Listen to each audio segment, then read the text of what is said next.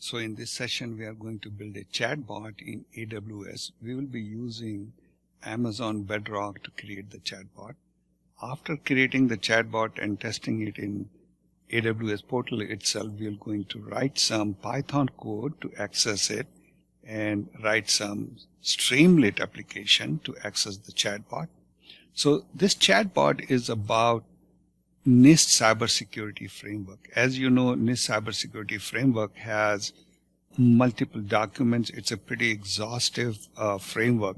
So in place of learning and reading all this documentation, what we are going to do is we are going to build a chatbot.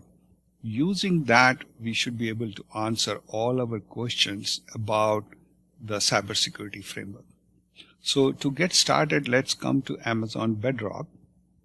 And then you click on knowledge base, and here create new knowledge base. Give some name to your knowledge base. I will say NIST knowledge base. I'll leave the description as is. Create and use a new service role. We're going to leave it as is, but for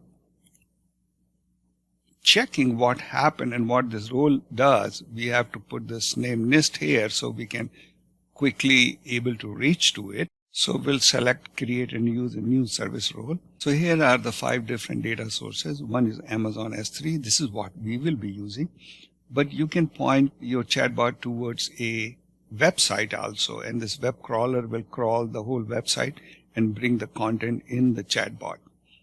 And you can use similarly Confluence, Salesforce, or SharePoint. Here, you should define a tag when you are in production. These are the best practices. And of course, log, applications logs, again, you should be enabling them. But for this demo purpose, we'll be going very fast and mostly using defaults, because our main aim here is to see how we can quickly create the chatbot and access it using the Python code. Now we'll click next. Here you can see the data source name. We can give this data source name something. Let's call NIST data source. And now it's saying choose the S3 URI, or you can browse the S3. So let's go to the S3. Let's try to create a new bucket. So again, we are taking it, most of this is as default.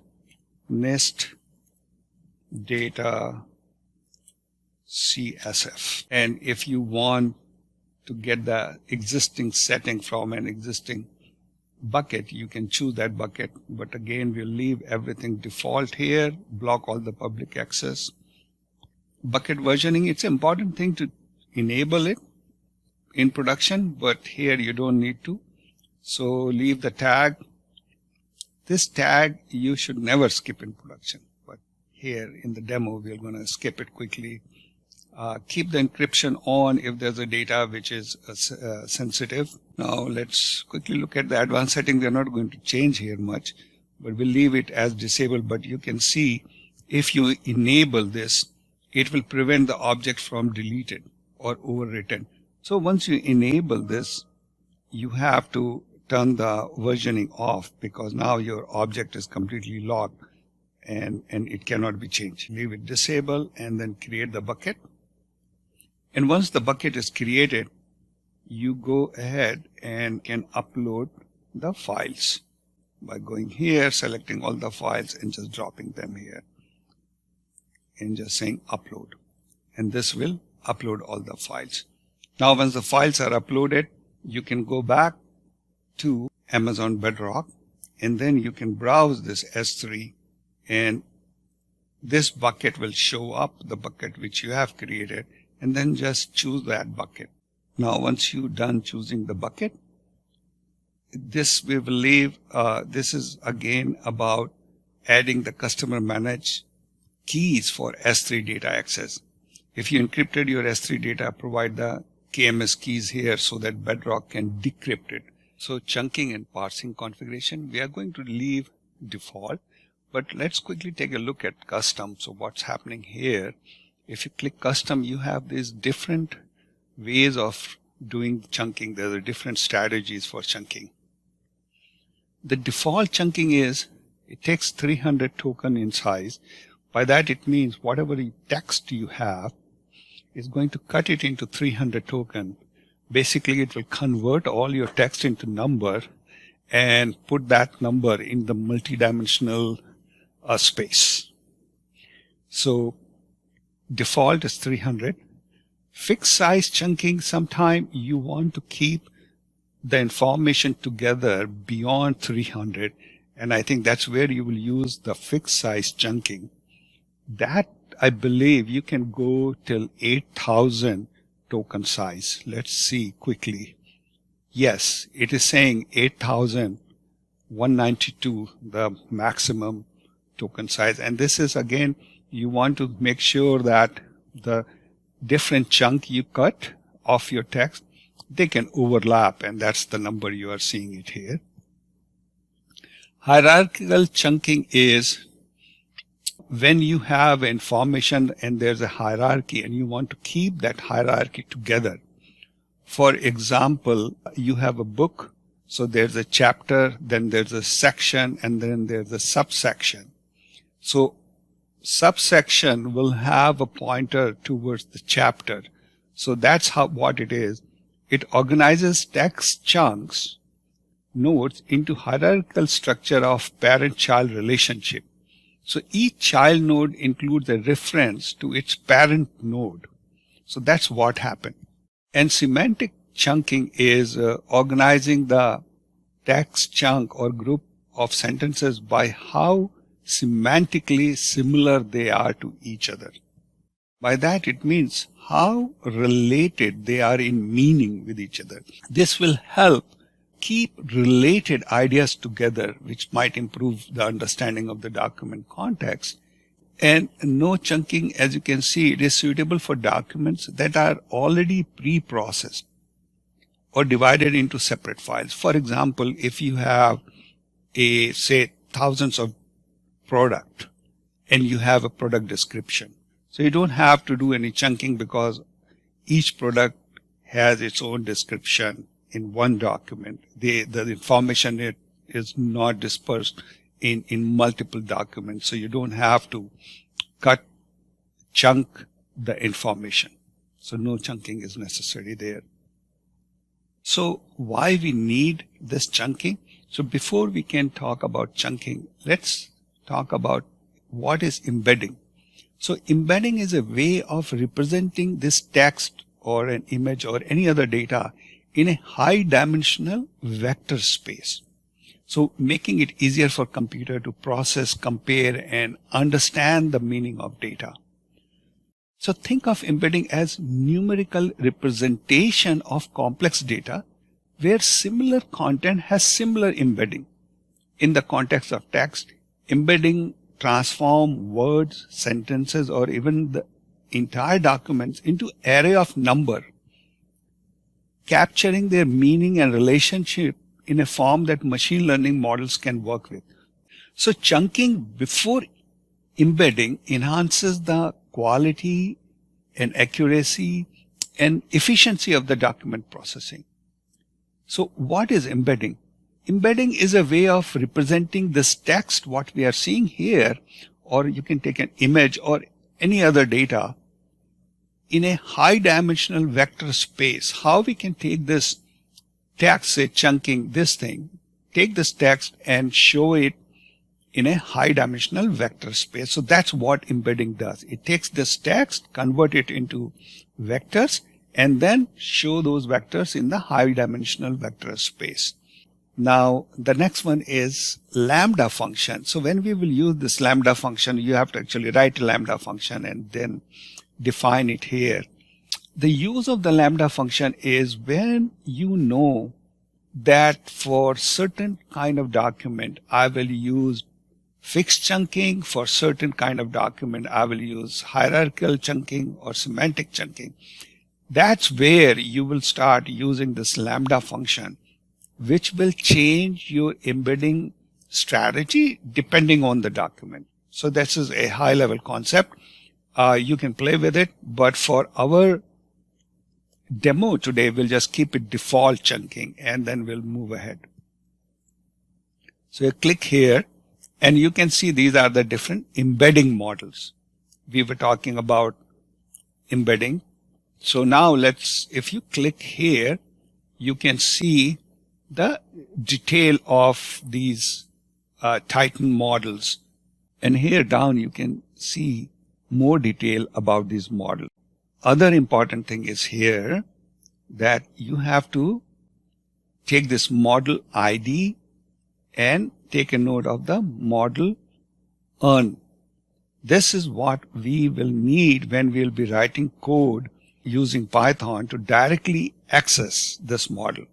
So remember the model ID and model earn from here. Let's go back and we'll just choose this default embedding v2 vector dimensions. Here the maximum is 1024 and this is, we have to choose the vector database. Again, we'll leave it default, but you can see you can have different kind of vector databases. This is the database where all this vector will be stored. The Pinecone, this is a vector database, Mongo, Amazon, Aurora. And again, we'll leave this all default, but of course in production, you have to pay attention for this. And then we'll do next. And as you can see, everything is done here. Model is chosen, vector dimensions, all that, and we'll say create knowledge base. So once you click on this, it will take some time to create the knowledge base. It's all done here. Now we can go ahead and test this model, but I cannot click here anything because it's saying configure your retrieval and response. So click here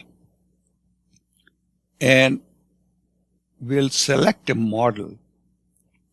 Now we are selecting this model. So they have multiple models here and you can choose any one of them provided you have access to it. We'll see how you will get the access to these models differently. So let's choose this one and say apply. Now let's quickly look at this. What is source chunk? It is saying when you query Amazon by default, return the 5 results in response by default. But this number, when we are calling this through the code, we can change this number. We'll take a look at that. Search type, how data source in the knowledge base are queried on the vector source. Default search chooses the best option between hybrid search and semantic search for your vector store for better accuracy. Again, I will leave it for hybrid, semantic and text because I am not sure how this will perform if I just change it to semantic and just don't do a text search. This is something you have to experiment with and see what works better for you. Semantic will make more sense to me and text also. So leave it again default. So filters, this is so you can apply filter to document, field, attribute to help you further improve the relevancy of response. So I believe what happens here is you have to have if you click on info, you get this information here. You have to have a metadata JSON. So sometime you have all this data in S3, but you want only certain data can be queried by certain people. Like managers can see, say, a feedback of employees.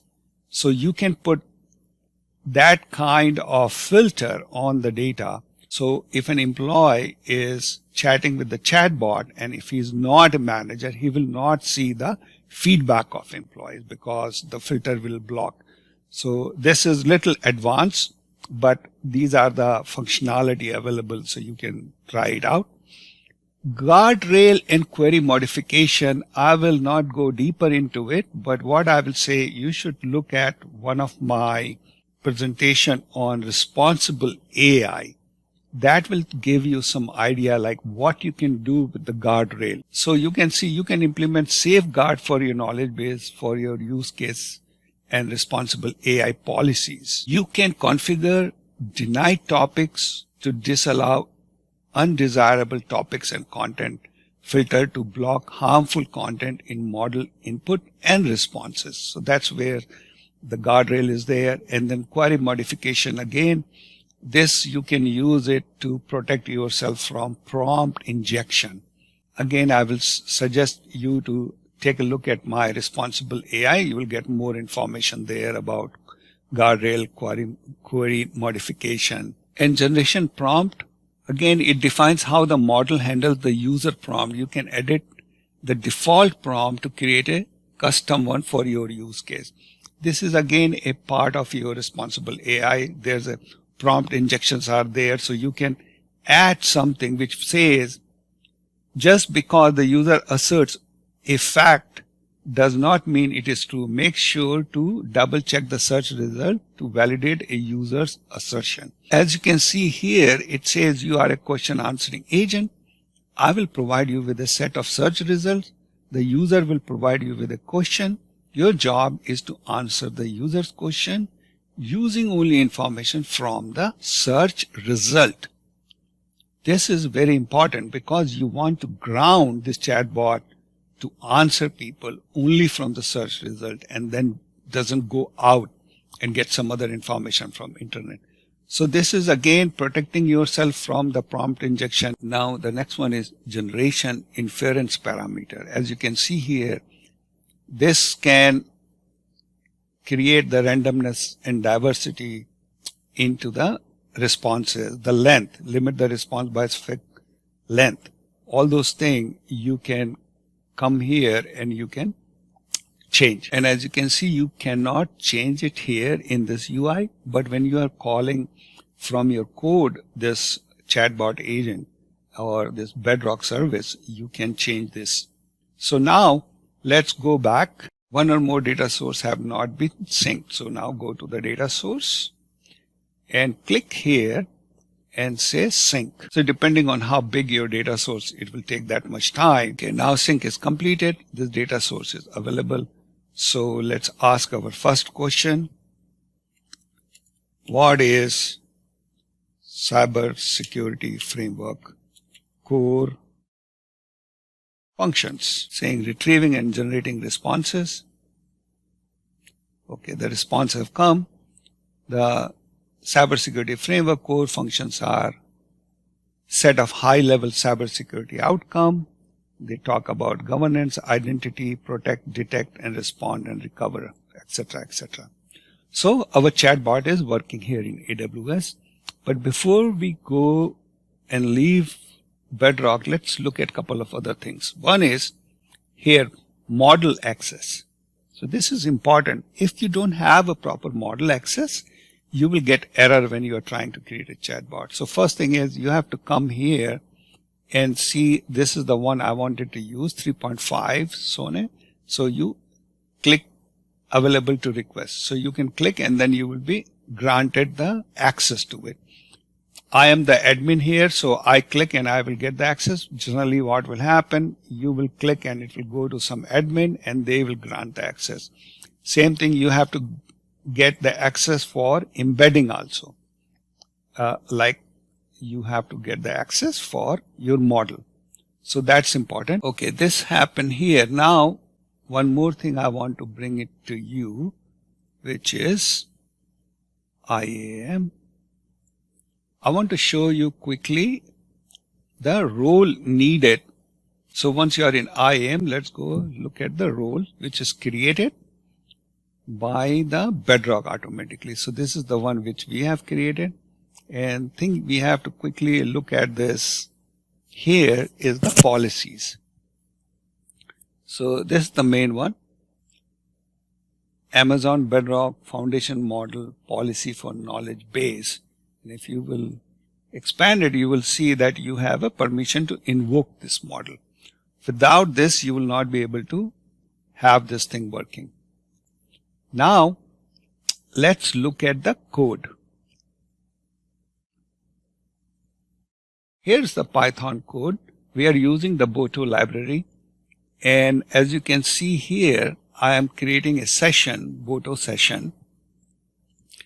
And using that session, I get the Bedrock agent runtime.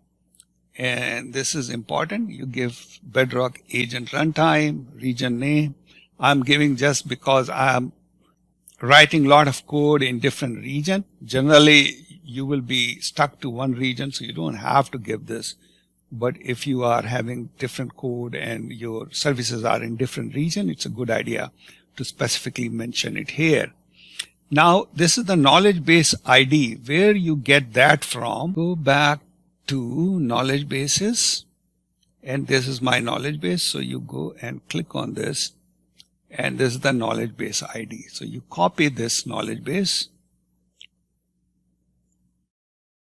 and then model earn. So where are we going to get this model earn? For that, you go back here, Amazon Bedrock base models here, and then you go on looking for your model which you want to use. So this is what we were using. The account does not currently have access to it. So you can see I cannot copy because I don't have access to it. This is a good thing. And this is the one we are using, Claude 3.5 Sonnet V1.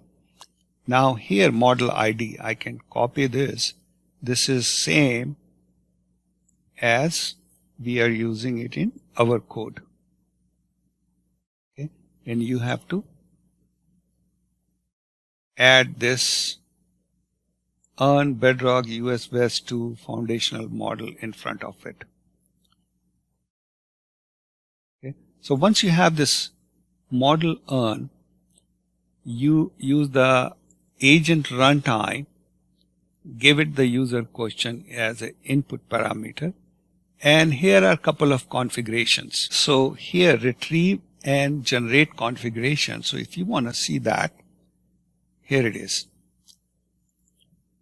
You can see that retrieve and generate configuration have external source configuration, knowledge base configuration. That's what we are using here, right? Knowledge base configuration. And we just gave knowledge base ID and model earn, but you can give multiple things inside. Let's go inside here.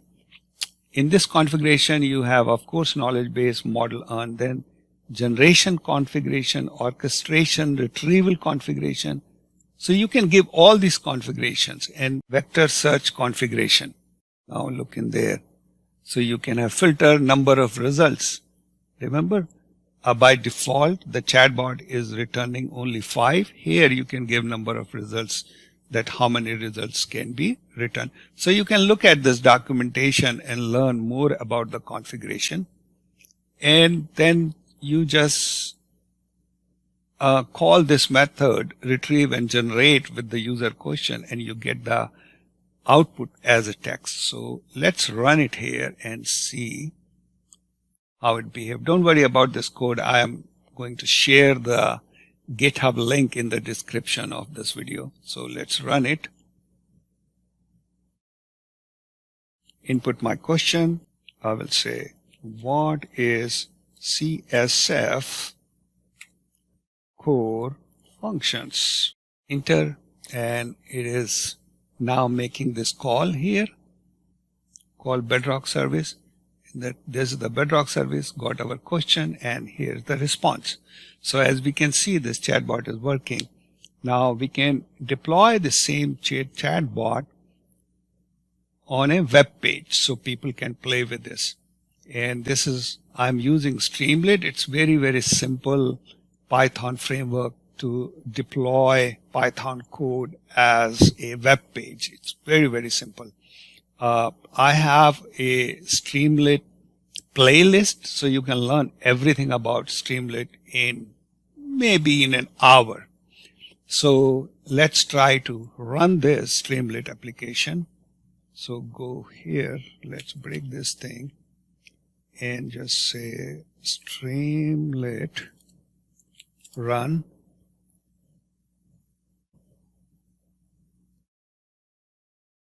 And here this agent is running, and we can go and ask different question this time.